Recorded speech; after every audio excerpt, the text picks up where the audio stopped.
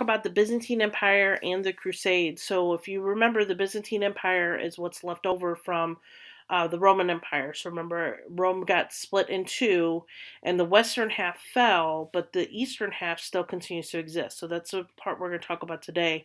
And then we're going to get into the Crusades, the causes and the effects of the Crusades, and kind of why. Uh, the Muslims and the Christians are fighting over this territory right here. This is Jerusalem, right here in what is present day Israel. All right, here we go. So start with the Byzantine Empire. So Justinian, who is one of the better known emperors and one of the better emperors of the Byzantine Empire, becomes emperor in 527.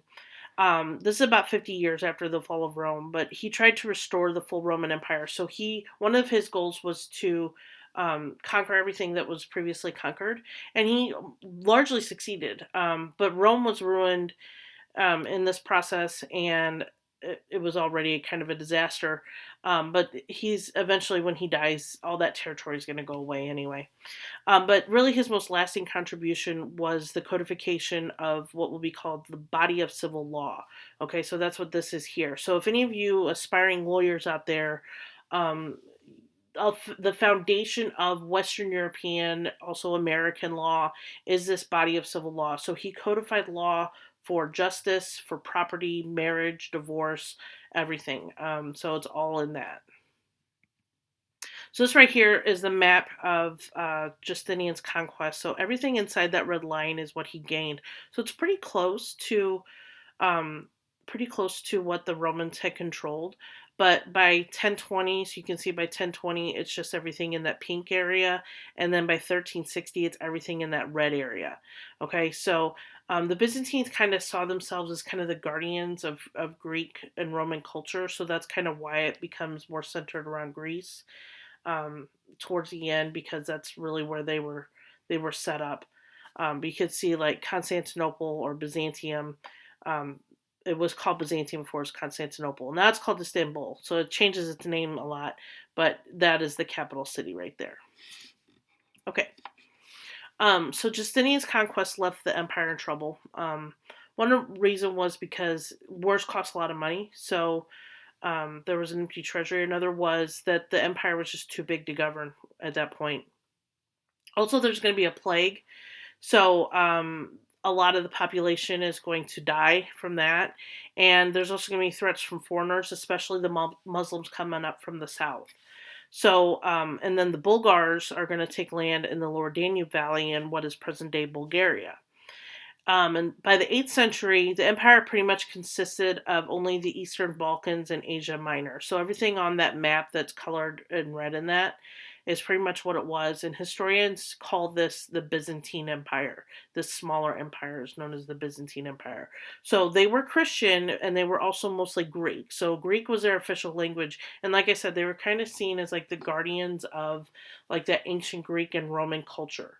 Okay, so the emperor's power was absolute in this time. He was seen as chosen by God, and he even exercised political control over the church, the Eastern Orthodox Church, because he actually appointed the patriarch, who was the head of the church. So it's kind of like the Pope is on the Western side. The patriarch is the head of the church of Eastern Orthodoxy. Um, so Constantinople, which is the capital, was the center of trade. It's very rich, very well populated area, located right there, as we see on this map here. So you got the Black Sea, the Mediterranean Sea, so it connects those two. There's Constantinople, so it's right there where it connects those two. And so the appearance of Constantinople today is largely due to Justinian. So he built an immense palace, hundreds of churches, a hippodrome, and extensive public works, including underground reservoirs for the water supply. This is going to be very important because whenever Constantinople came under siege, it didn't really affect them so much because they had so much water available to keep the city going. But their greatest building is the Hagia Sophia. So this is a church of holy wisdom, and it's still up to date. I'm going to show you some pictures of some of this here on the next couple slides. But he was also the empire was also troubled by a growing split between the Eastern Orthodox Church and the Roman Catholic Church. So the Eastern Church wouldn't accept the Pope as the head of the church. And so in 1054, Leo the Ninth, the Pope, excommunicated the Patriarch Michael Cerularius. And then the Patriarch obviously did that to him as well. So they excommunicated each other. And so this caused a schism. A schism is a separation.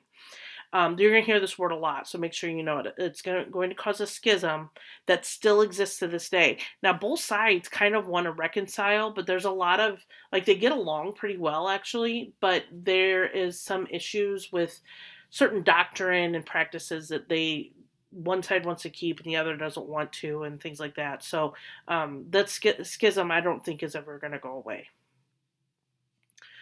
So this right here is a Hagia Sophia, so you can see there. It's a mosque now.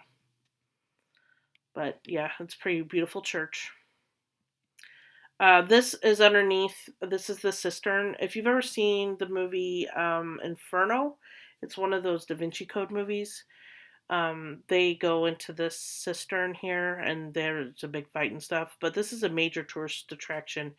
You can go down, and you can see there's like bridges and railings. You can go across and look through it.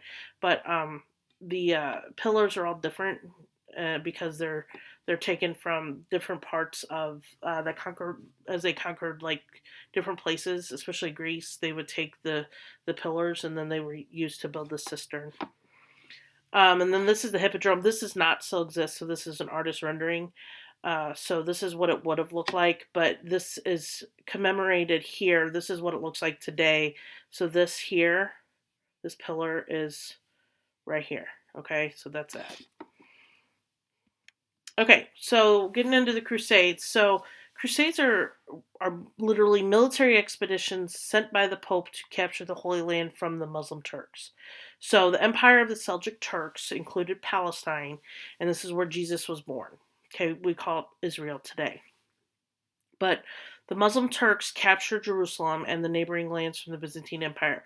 Now, before, when the Byzantines controlled this area, they let pilgrims from Western Europe come and go and freely visit the Holy Land. So people would make pilgrimages, go to the holy sites, and then go back home, But once the Muslims took over, they stopped that from happening. So Christians believed that the Muslims were infidels or non-believers, and they controlled these holy sites, and so they thought that was wrong.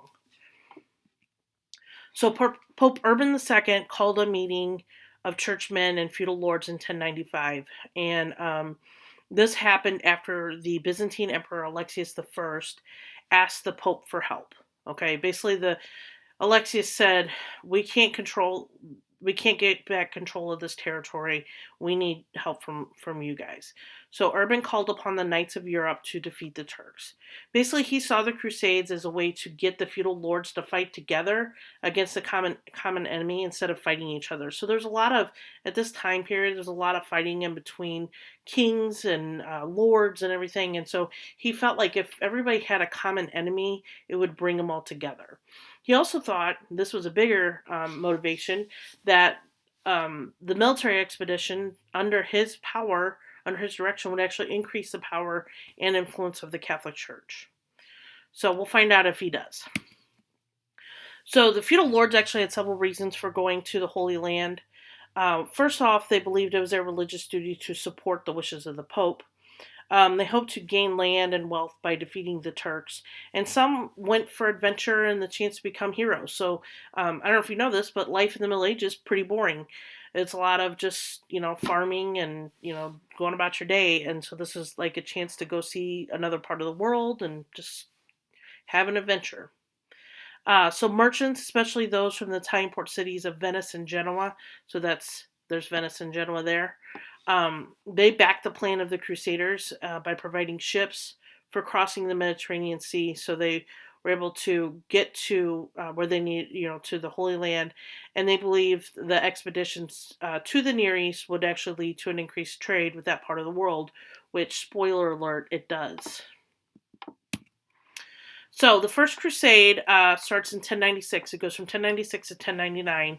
So preachers such as Peter the Hermit traveled throughout the countryside, convincing thousands of peasants to leave for the Holy Land. And so the peasants wanted to go because while they're on a crusade, they were exempt from taxes, and also, like I said before, they were able to escape their daily lives. But the problem is they lacked training and proper military equipment, and some even starved to death, while many others were killed by the Turks in battle. So they never actually reached Jerusalem, but later on, an expedition of knights reached the Holy Land and captured Jerusalem. These knights were the Knights Templar. This is actually the only crusade to attain its goal. What they're going to do is they're going to create what are known as crusader states, like the Kingdom of Jerusalem. They've in other crusader states, but these conquests don't last because the problem is all these people, they live in Europe, okay, but the Muslims live in this territory. So once they conquered this land, they wanted to go home. Well, when they went home, the Muslims were like, "Cool, thanks," and they just moved right back in. Okay, so that became an issue. So this right here shows the different Crusader states. It's that map on the last slide, but bigger. So you can see the county of Edessa, Principality of Antioch, the county of Tripoli, and then obviously the Kingdom of Jerusalem, which looks really similar to Israel today. It's pretty close, actually. The Second Crusade, so after their victory in the First Crusade, most Christians, like I said, wanted to return home. So the Turks won back a lot of their lost territory. So the King of France, Louis VII, and then the Emperor of Germany, or the Holy Roman Emperor, Conrad III, led armies to the Near East, but they were defeated separately. And then the Third Crusade, this is probably the most famous crusade. This began once again when Jerusalem fell back into Turkish hands. So they were led by a general named Saladin, so that's him right here. And then Richard the Lionhearted led the Christians. He was the King of England. That's him right there. And the Crusaders convinced Saladin to let Christian pilgrims freely visit Jerusalem. So these two actually had a really interesting relationship. They had a very strong mutual respect for each other. And so they were able to negotiate. Richard was able to negotiate to at least allow Christians to visit. But the crusade included rulers from Germany, England, and France. So this is probably one of the bigger crusades. This right here, this map shows here some of the crusades and see how they traveled to and from. And you can see, most of them, their goal is to get here, or their goal is to get here and protect Constantinople. But most of them, the idea was to try to regain this land here. So this orange is the Crusader states. Okay, so other crusades. So there were several other crusades that were organized during the 1200s, but each met with little success. One of the more significant ones and the sadder ones was the Children's Crusade. So basically, two armies of children from France and Germany decided to go on a crusade, and these soldiers, they were boys and girls under the age of 12. I don't know if you know 12-year-olds or kids younger than that, but they're not very tough. So a total of about 30,000 young crusaders were led by a boy named Stephen. This is a depiction of him, and so is this as well, who believed that God had guided him to this. Now the problem is they didn't know how to sail. Many of them died of starvation, cold weather, exhaustion, drowning. A lot of their ships sank. Others were sold into slavery in North Africa. Very few actually reached the Holy Land, and even fewer returned home. So this was actually a really tragic crusade, but it was a pretty significant event in showing how important the cause was to Europeans at the time. So results of the Crusades. So one big thing is the Holy Land remained in Turkish hands. The Europeans, they did learn how to build better ships and draw better maps. So this actually contributes to the success of the New World explorers in the 1500s. Trade does increase to the Middle East, to the Near East. Or it is the Middle East. But anyway, the Venice and Genoa, so that right there in northern Italy is going to be important because Europeans are going to get a taste for fruit, spices, silk, cotton, perfume, sugar, mirrors, dyes, all these different things. But Venice and Genoa are going to become very wealthy as a result, and this wealth is what's going to fuel the Renaissance. So we'll talk about that in the next unit. The power of feudal lords declined after many lords were killed in battle, and others spent all their money on supplies and equipment.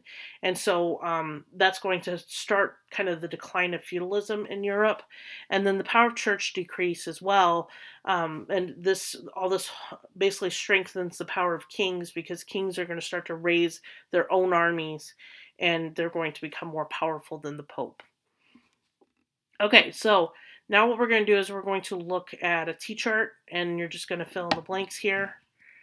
Fill them in. So just to kind of break it all down, the causes and effects of the Crusades. So the main causes, Muslims wouldn't let Christians visit the Holy Land. The Pope wanted the feudal lords to fight together. So remember that he wanted to give them a common enemy.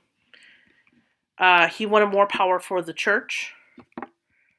And he hoped to increase trade with the Near East.